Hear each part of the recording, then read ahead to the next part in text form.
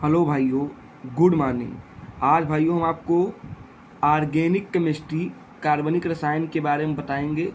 और कार्बनिक रसायन में एक टॉपिक है हाइब्रिडाइजेशन।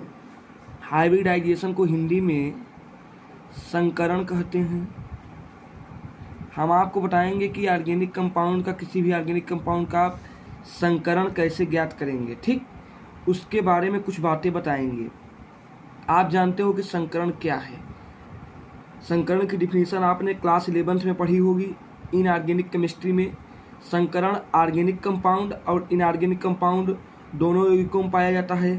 संकरण किसी भी यौगिक के सेंट्रल एटम का होता है, अर्थात केंद्रीय तत्व का संकरण ज्ञात किया जाता है। जो केंद्रीय तत्व का संकरण होता है वही पूरे यौगिक का संकरण होता है, यह आप जान लीजिए। जो संकरण केंद्रीय तत्व का होगा वही संकरण पूरे यौगिक का होगा। संकरण क्या है? जब दो या दो से अधिक असमान ऊर्जा वाले कक्षक आपस में मिलकर समान संख्या में समान ऊर्जा वाले कक्षक का निर्माण करते हैं, तो इस घटना को ही संकरण कहते हैं। जितने ऑर्बिटल मिक्स करेंगे, माने कि आपस में जुड़ेंगे, उतने ही हाइब्रिड ऑर्बिटल संकरित कक्षक बनेंगे। देखिए, ये तो संकरण है, संकरण डिफिनीशन है। संकरण orbital of overlapping, mixing of orbital, संकरण कक्षकों का गुण है। संकरण सेंट्रल एटम में पाया जाता है, केंद्रीय तत्व में पाया जाता है। आप केंद्रीय तत्व की पहचान करना जानते होंगे कि किसी भी यौगिक में केंद्रीय तत्व वह होता है जिसकी परमाणु त्रिज्या अधिक हो, जिसकी संख्या कम हो, जिसकी वैलेंसी अधिक हो। तो जो कार्बनिक यौगिक हैं, कार्बनिक यौगिक में सिर्फ 3 प्रकार के संकरण देखे जाते हैं, sp, sp2, sp3। वास्तव में संकरण तो 7 प्रकार के होते हैं, sp, sp2, sp3, dsp2, sp3d, sp3d2, sp3d3, 7 प्रकार के होते हैं। लेकिन ऑर्गेनिक केमिस्ट्री में कार्बनिक यौगिकों में संकरण सिर्फ 3 प्रकार के होते हैं, sp, sp2, sp3। ऐसा क्यों होता है ऐसा? क्योंकि आप जानते हैं संकरण की जो घटना है वह क्या है। मैंने आपको संकरण की डिफिनीशन बताया कि जब किसी तत्व के या किसी परमाणु के 2 या 2 से अधिक असमान कक्षक, असमान ऊर्जा वाले कक्षक आपस में मिश्रित होकर उतनी ही संख्या में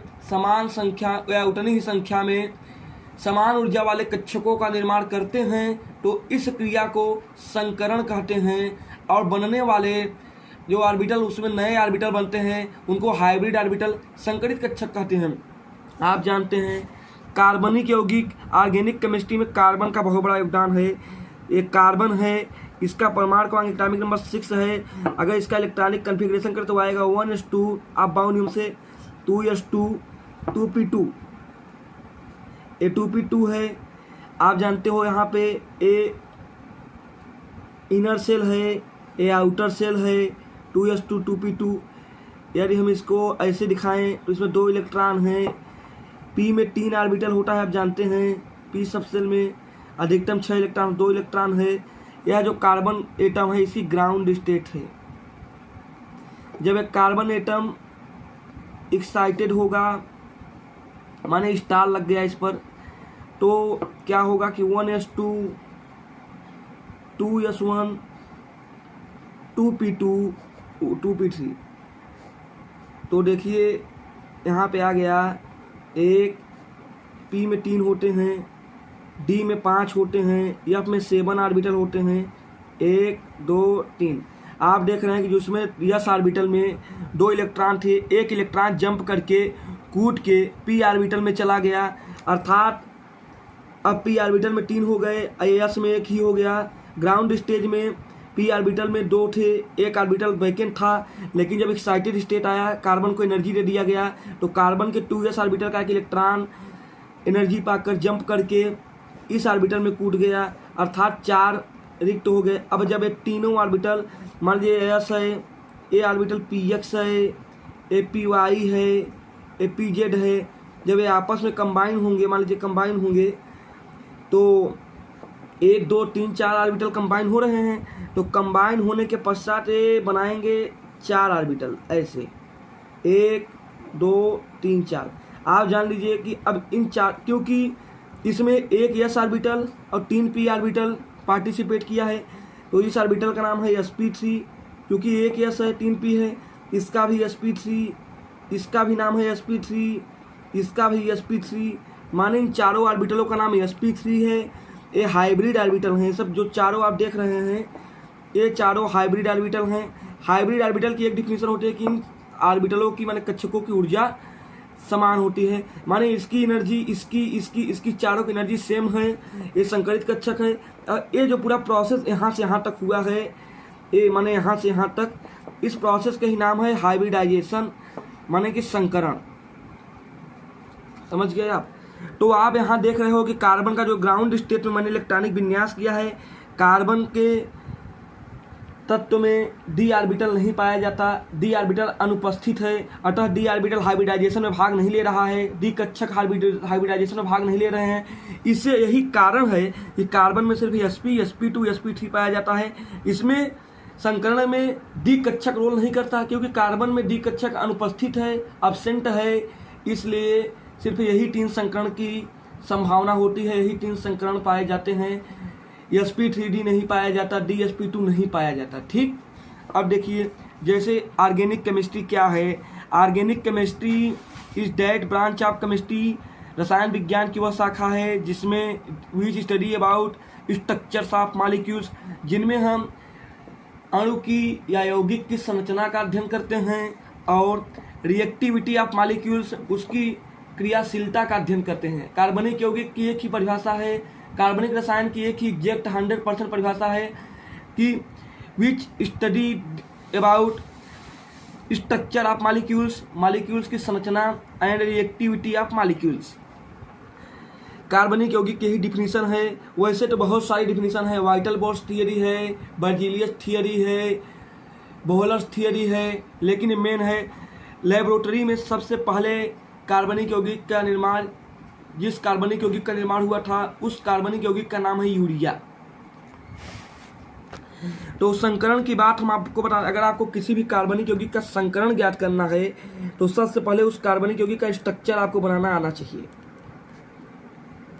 स्ट्रक्चर, अगर आपको संरचना बनाना आ रहा है तो बड़े आसानी से आप उस कार्बनिक यौगिक के संकरण के बारे में बता देंगे। जैसे पहला क्वेश्चन है मीथेन CH4। यदि आपको CH4 का संकरण ज्ञात करना है तो आपने स्ट्रक्चर एंड बॉन्डिंग में क्लास 11th में केमिकल बॉन्डिंग में पढ़ा होगा कि किसी भी मॉलिक्यूल्स का स्ट्रक्चर कैसे बनाते हैं। CH4 है, मीथेन है, यह एक गैस है। इस मीथेन में 5 एटम है, 4 हाइड्रोजन के हैं, 1 कार्बन है, और इसमें कार्बन केंद्रीय तत्व है, सेंट्रल एटम है। केंद्रीय तत्व की डिफिनीशन मैंने आपको पहले बता दिया। आप किसी भी यौगिक में केंद्रीय तत्व को कैसे पहचानेंगे? इसका उत्तर है कि वह तत्व जिसकी संख्या कम हो और संयोजकता ज़्यादा हो।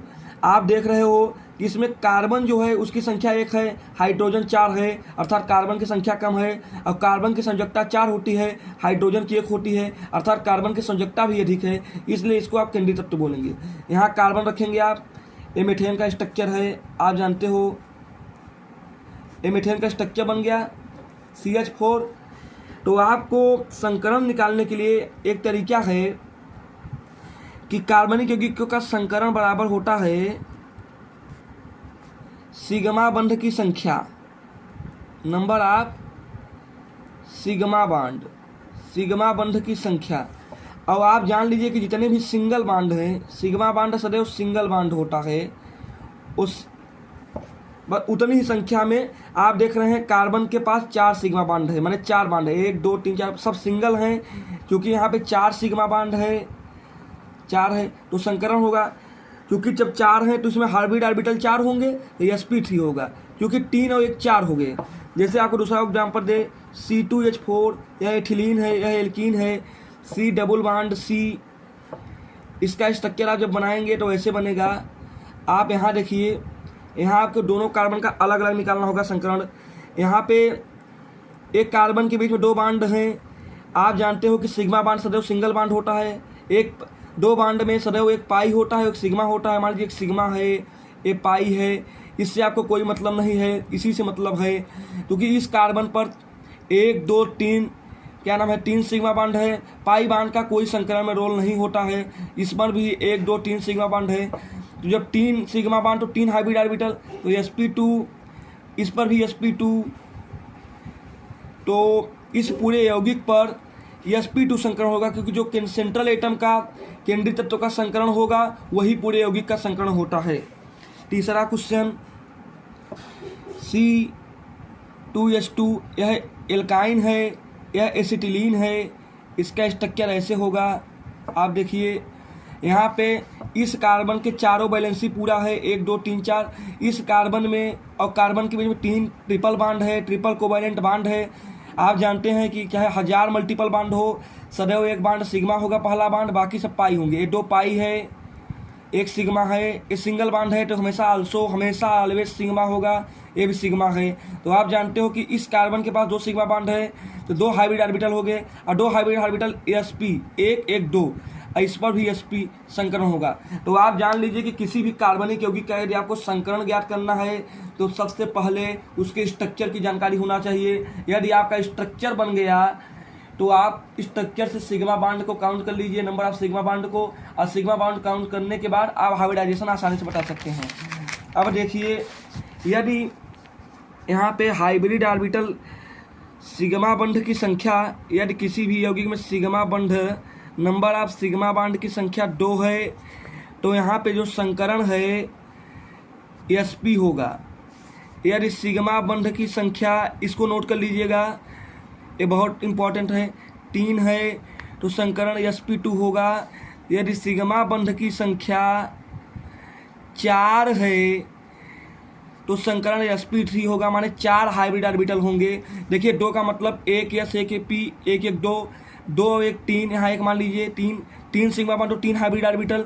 ये सब हाइब्रिड ऑर्बिटल हैं, संकरित कक्षक हैं, इनकी एनर्जी सेम है। यहाँ 4 कक्षक हैं, 3 और 1 4, तो 4 सिग्मा बॉन्ड। तो यदि सिग्मा बॉन्ड 2 है तो संकरण sp, यदि 3 है तो sp2, यदि 4 है तो sp3। जितने भी एल्केन हैं, आल एल्केन, जितने भी एल्केन हैं आपके, सब में sp3 संकरण पाया जाता है। जितने भी एल्कीन हैं सब में sp2 पाया जाता है।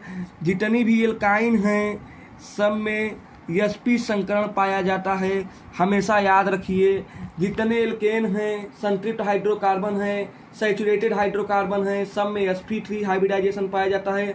जितने एल्कीन हैं सब में sp2, और जितनी एल्काइन है सब में sp3 पाया जाता है। अब आपको एक बात ध्यान देने की आवश्यकता है यहाँ पे, कि कोई भी, जैसे मान लीजिए यहाँ पे इथिलीन था, इसमें 2 कार्बन है, आप सोचेंगे कि इसका sp2 इसका sp2। जो किसी भी यौगिक में केंद्रीय तत्व का जो संकरण होगा वह पूरे यौगिक का संकरण होगा। यदि एथिलीन में कार्बन का संकरण, कार्बन केंद्रीय तत्व sp2 है, तो पूरे एथिलीन यौगिक का संकरण sp2 ही होगा। माने केंद्रीय तत्व का जो संकरण होता है वह पूरे यौगिक का संकरण होता है। संकरण में सिग्मा बॉन्ड भागीदारी करता है, पाई बॉन्ड का कोई योगदान नहीं होता है। संकरण केंद्रीय तत्व में देखा जाता है, और जो केंद्रीय तत्व का होता है वही पूरे यौगिक का होता है। That's all. इसके आगे मैं आपको संकरण के बारे में और बताऊंगा।